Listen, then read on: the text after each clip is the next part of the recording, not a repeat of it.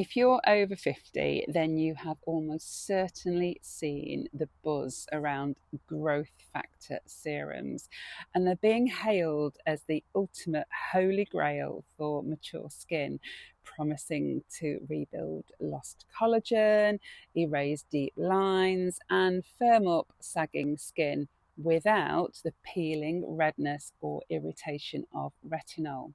But here's the catch, because one of these tiny bottles can easily cost between 100 and 300 pounds. So as a pharmacist, my job isn't to look at the pretty packaging or the influencer hype. My job is to look at the molecular science, the clinical trials, and the absorption rates. So today we're doing a real investigation. Do growth factors actually work on skin over 50, or are we literally pouring money down the drain? Let's have a look at the science.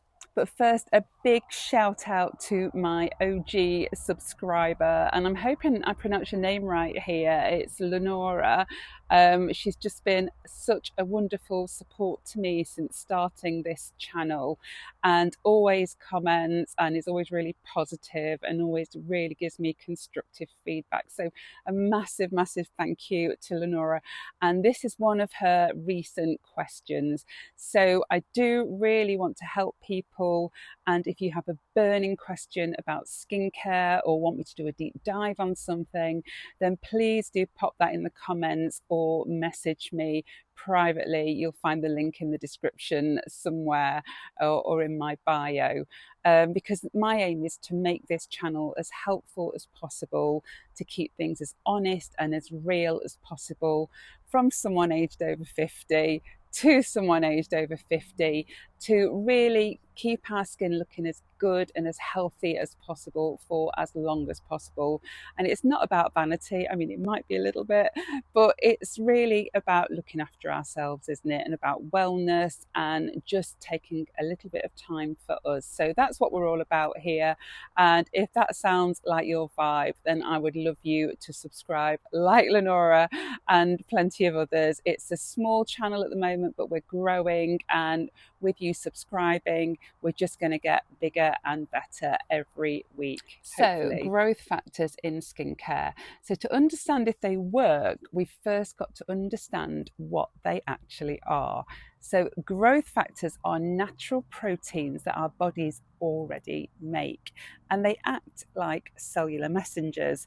So if you think of your skin as a major construction site or building site, we'd call it in the UK, peptides are like little text messages sent to those workers telling them to start making collagen. Growth factors, on the other hand, are the project managers. So they step onto the site, coordinate the entire crew, speed up the healing, control inflammation, and tell your skin cells to physically replicate and rebuild the skin's matrix. Now, when we're young, we have a surplus of these project managers, but as we transition through menopause and beyond, our natural growth factor levels plummet. And this is why our skin takes longer to heal, starts to thin, and loses its structural bounce. So the promise of growth factor skincare is pretty simple. We're topically putting the project managers back to work in the skin. But this brings us to a massive problem that almost nobody on social media is talking about. Okay, so here is the elephant in the skincare formulation room, and it's the 500 Dalton rule. Now, I have already done a video on this, so if you haven't seen it, here's a quick recap. So in pharmacology, we know that for any ingredient to topically penetrate the stratum corneum, which is the outermost layer of your skin, it needs to be under a certain size. And that means it must have a molecular weight of under 500 Daltons. Now, to give you an idea of what that looks like, water is about 18 Daltons, easy, gets into your skin. Retinol is about 286 Daltons, slips right in. Now, growth factors, they are massive, complex proteins, and they average between 15,000 and 30,000 Daltons, which is definitely over the 500 Dalton limit, even if you're not very good at maths. Now, large molecules over 500 Daltons simply cannot pass deep into the dermis on their own. They're physically too big to fit through the gaps in your skin. So if you're spending £200 on a serum, actually, can it do anything if it's just sitting on the surface of your skin? Well, the science tells us they work through two pathways. Number one, some molecules find tiny little pathways through hair follicles and sweat glands. And number two, more importantly, they trigger a cellular domino effect.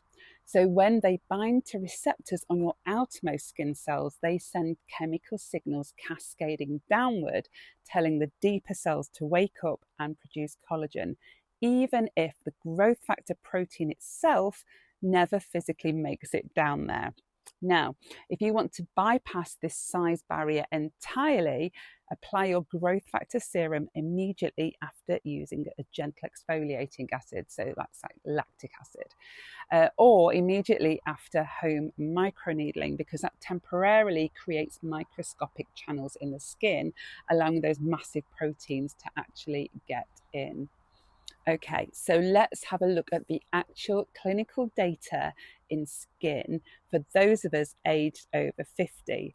Now, unlike many trendy skincare ingredients that only have in vitro, that's like in Petri dish studies, clinical grade growth factors actually have robust, double-blind, placebo-controlled human trials behind them. And you can't get much better than that.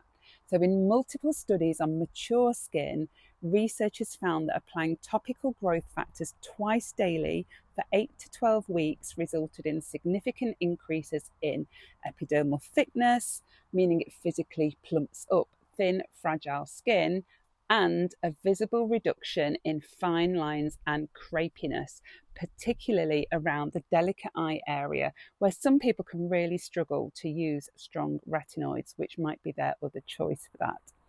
But here is what the studies also show. Not all growth factors are created equal. Now, there are two main sources of growth factors on the market at the moment. There's human-derived growth factors, and these are grown in labs using bioengineered human stem cells. And because they are bioidentical to our own proteins, they fit our cellular receptors perfectly. They're highly effective, but really, really expensive. So think of it like a jigsaw puzzle and those bits slotting together perfectly. Now, the second type are synthesized from barley, seeds, or yeast to mimic human proteins. They're much cheaper to produce. They don't always have the exact same complex blend of signaling proteins that human-derived options have. Now, let's be frank, because of the price tag, I do not recommend growth factors to everyone. If money is no issue for you and you've already got your perfect skincare routine set up with all the basics in place and you are consistent with your skincare routine, then it might be an option. So who might growth factors be an option for? First up, if you're watching this and you're under 35, save your money. Your natural growth factor levels are still doing just fine and you don't need any extra support just yet. Now, if you're over 50, there's 3 scenarios where growth factors might be a game changer for you. Number 1, if your skin is too sensitive for retinol. If retinoids leave your skin red, flaky, dry, growth factors give you the exact same collagen building benefits with absolutely zero irritation or barrier damage. So You might also want to see my previous video on retinols for sensitive skin, because I also give you some options for if you've tried retinols already and had those problems, those sort of problematic side effects. I give you a few different options, different little methods to try, and some alternative products that you might like to try before we go down the growth factor path. Now, the second reason you might want to consider growth factors is if you are dealing with skin thinning and volume loss. So if your skin's starting to look crepey or translucent, growth factors do excel at thickening that top layer of skin. Now, you can also use them perhaps if you are recovering from clinical treatments. So if you get microneedling, lasers, chemical peels, applying growth factors drastically cuts down your healing downtime because they are natural wound healing proteins. Okay, so what is my cynical pharmacist verdict? Yes, growth factors do work, but only if you're buying the right ones, the right technology, and you are applying them correctly. Now, if you do want to try growth factors, here's 3 different ways to do it depending on your budget. So number 1, the clinical splurge, which is kind of the gold standard. So if you want the exact technology used in clinical trials, look for human-derived media like Skin Medica TNS Advanced Plus or Calicin Professional. They're both premium medical grade investments, but they will yield the fastest structural changes. In the middle ground, we've got brands like Neocutis or BioEffect, and they use bioengineered plant-based growth factors, specifically from EGF Barley, which are highly stable, deeply hydrating, and sit in a slightly more accessible price tier. Or the third option, which is a smart budget option. So if you want to test the waters without spending hundreds of pounds, look for peptide rich formulas. So there's the ordinary multipeptide and copper peptides. And while copper peptides aren't technically growth factors, they act on the exact same cellular signaling pathways to stimulate collagen and repair mature skin at a fraction of the cost. Okay, so remember, as with all things skincare, consistency is key, and growth factors are no different, and they're not an overnight miracle. You want to allow at least 8 to 12 weeks of daily use before you start assessing whether those structural changes that are happening under the skin are enough for what you want. So tell me now, have you tried growth factors already? Which ones have you tried and which ones were effective? I'd love you to share your experience with us in the comments. I haven't used growth factors so far, so your comments would be really useful here for the rest of the community. So thank you so much for watching this video. Thank you, Lenora, for suggesting the topic. And if you've got any other topics that you would like me to cover, or any products that you would like me to do a deep dive on this channel, then please do get in touch. I really love to hear from you, and please do subscribe, because if you're a creator on YouTube, you will know it just means the world. Every single subscriber is like family to me, and I'm so appreciative of you being here. Thanks again for watching, and I'll see you next time.